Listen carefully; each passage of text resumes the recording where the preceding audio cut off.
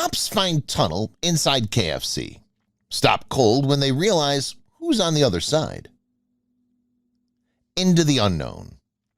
As he crept ahead through the abandoned restaurant, the only sound echoing through the empty building was the muted clunk of his steel-toed boots on the tiles. He quietly walked past the filthy, deep-fat fryer and moved towards the back of the kitchen with his muscles coiled up. He rounded the corner and stopped dead in his tracks. When he saw the 8-inch hole, he called for backup. Secrets. Officer John Irwin had seen a lot during his time working for the U.S. Immigration and Customs Enforcement, but he'd never seen anything like this. It all began when HSI Special Agent Scott Brown had put him in charge of a raid on a KFC building in Arizona. Brown had received an anonymous tip-off that led him to believe that the fast food chain was hiding more than their trademarked 11 secret herbs and spices.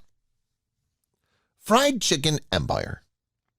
It's a well-known fact that fried chicken chain KFC is second only to McDonald's when it comes to fast food sales, with 20,000 stores all around the world, almost 4,500 in the U.S. alone. The Colonel's Chicken Empire continues to grow.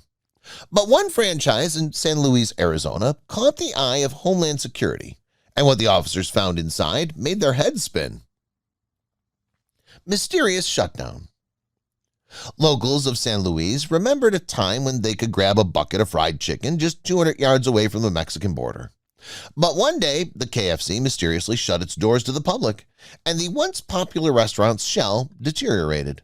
The sign faded in the baking heat, and the paint began to bubble off the walls. It stood empty for years, but strangely enough, there were always a few cars parked outside, and nobody knew why. Activity.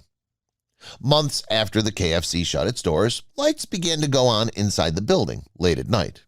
The locals began to speculate that the building might see a reopening yet.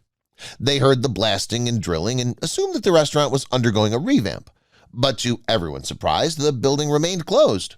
Then the rumors began. Rumors. Some people had heard that the KFC had been bought by a corporate giant, while others had heard through the grapevine that it had been bought by a wealthy man in the area. But none could have ever guessed what was really taking place within those crumbling walls. Indeed, it took months for officials to piece the clues together. The unexpected call. Late one evening, HSI Special Agent Scott Brown's personal cell phone rang. Annoyed by the late hour, Brown considered sending the call straight to voicemail, but then a strange feeling came over him. He answered gruffly, but he never dreamed that the man on the other end of the line would give him a tip-off like this. He had to get a warrant, and fast. Getting a warrant.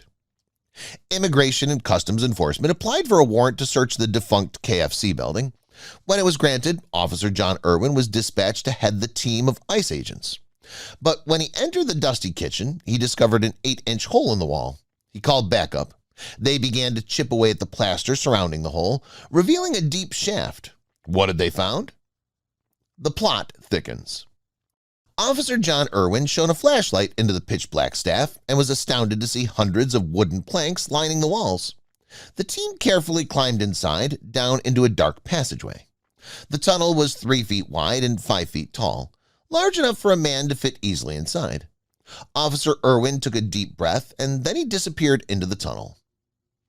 Into the tunnel. The officers followed, walking along the tunnel quietly and praying that armed guards weren't waiting for them on the other side. But just how deep did the passageway go, and what would they find? Suddenly, the silence was broken by the sound of footsteps running in the opposite direction. They weren't alone. That's when an unbelievable reality began to dawn on them. Where did it lead? It occurred to Officer Irwin in an instant. The tunnel was positioned to go under the Mexican border, straight into Mexico. At the end of the 600-yard-long passage, they came to a ladder that led to a trap door in the ceiling. Officer John Irwin signaled for silence as they braced themselves for a moment. Then he kicked through the trap door. Emerging. After swiftly breaking through the trap door, Officer Irwin cautiously peered out. Above him, he saw rusty bed springs. They would have to climb out to investigate, but when they did, they couldn't believe their eyes. They had ended up underneath a bed in a Mexican home. Then Officer Irwin noticed the long rope next to the trapdoor's entrance, but he didn't have time to inspect it. Someone was coming. Footsteps. The officers heard footsteps echoing through the tunnel and saw the faint beam of a flashlight. They stood back and waited, and the man practically walked into them. His eyes widened when he reached the top of the ladder and found himself surrounded by ICE agents.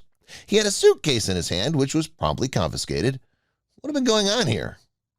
A chance encounter. The first piece of the puzzle had arrived by pure chance, just weeks prior to the discovery of the tunnel. Border police had pulled a man over for a routine traffic stop. After the usual questions, the man's license and plates seemed to check out. The officers were about to let the man go on his way when suddenly their service dog took one sniff at his trailer and went ballistic. An operation. The officers searched the trailer and found 2 toolboxes, but when they cracked them open, they were floored. On closer inspection, both boxes contained illegal substances. The man, named Ivan Lopez, was immediately arrested. But delving deeper into the man's history exposed a brazen operation that no one had seen coming. Lopez's freedom had come to an end, but his legacy had just begun. Background check. After Lopez's arrest, HSI Special Agent Scott Brown received an unsettling phone call. The call was from an anonymous resident who gave him a reason to suspect that they were only scratching the surface of Lopez's crimes. After some digging, Brown discovered that it was Lopez who had purchased the old KFC, for which he had paid $390,000 in cash.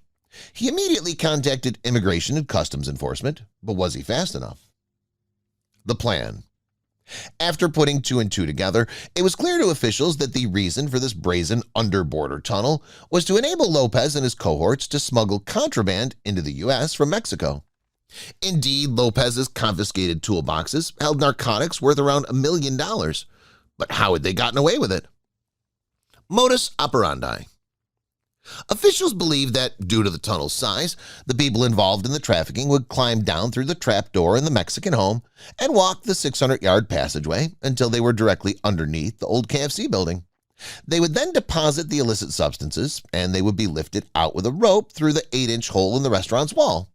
But this tunnel isn't the first one of its kind in Arizona. More common than you think. Tunnels are a time-consuming venture, but they have definitely increased since border security measures have ramped up, HSI Special Agent Scott Brown said in a statement. One of the things that tunneling does tell us is that as we increase infrastructure, resources, patrol, that's forcing them to go to more costly routes into the U.S., he added. Ringleader. Authorities believe that Lopez is a prominent member of the Mexican cartel.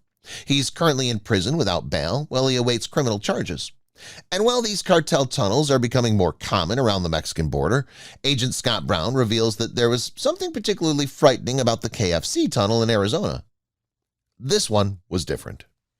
According to Brown, all the substances authorities found were all hard narcotics. He said, "I think that's what makes this tunnel a little unique, and frankly a little more scary than some of the other ones we've seen." Meanwhile, Richard Jessup, the town's chief of police, told the Washington Post that the surge in tunnels is not surprising. Going under the border. Generally, along the southwest border, every couple of months, we're encountering a tunnel, Jessup explained. Of course, if you can't get over the wall, you go under it. And while most of these tunnels are left unfinished, some aren't. And the KFC tunnel wasn't the longest cartel tunnel by any means. In 2016, agents discovered a tunnel in San Diego, California that was nearly half a mile long, ending in Tijuana, Mexico. Unprecedented. And it's even not the first to start in San Luis either. Indeed, a case from 2012 found a passageway that linked Arizona City with San Luis Rio, Colorado, in Mexico. Nevertheless, the tunnel shooting out from the abandoned fast food restaurant is still a noteworthy addition to the long list of instances along the border, mostly because of the huge weight of hard narcotics seemingly transported through it. This was a shocking discovery. A man who just bought a house in southern Italy found a strange tunnel system underneath the barn. Here's what he's learned so far. "We bought a house in the south of Italy and found the entrance to a tunnel system in the barn. While the entrance seems to be newer, the tunnels literally are carved out by hand. It's cold in the tunnel, humidity is 99%, and there are some alcoves all couple of meters. There's a second underground floor, although I could not get down there because I need someone to properly belay me. Nobody was able to tell me what these caves were used for. We put some gear down there to turn the humidity into water for my olive trees." Maybe someone watching this has seen something like that before and knows what those tunnels were used for in the past. I can exclude wine storage for the humidity would destroy the barrels, and not for food for the same reason. A friend just came by and belayed me, so I was able to go down to the second underground floor. Going down, the tunnel is only about 1.6 meters high. It gets about 6 meters down. Then there's a pond. Then the tunnel opens up and it's about 2.5 meters high, 2 or 3 meters wide. It makes a turn to the left. In this turn, there's another stair going down another 8 meters before turning to the right. There's no way to go down there with the equipment I had, and to be honest, lack of courage. After the curve, the tunnel continues. I walked about 10 meters, then parts of the ceiling have collapsed. They must be at the place where my house is. In the light of my torch, I saw the tunnel continues further than I could see. I tried to film all of it. However, having a stick in one hand, trying not to fall, and sometimes filming into the dark while looking in another direction really didn't help the quality of the filming. But we'll post some screenshots later. Also explored the first floor. Lots of bats, 2 obviously newer air shafts, but still no hint as to what it could have been used for. One guy said the tunnels were part of a subterranean aqueduct. He added that he's purchasing a drone this week to explore further and will be posting updates. Stay tuned.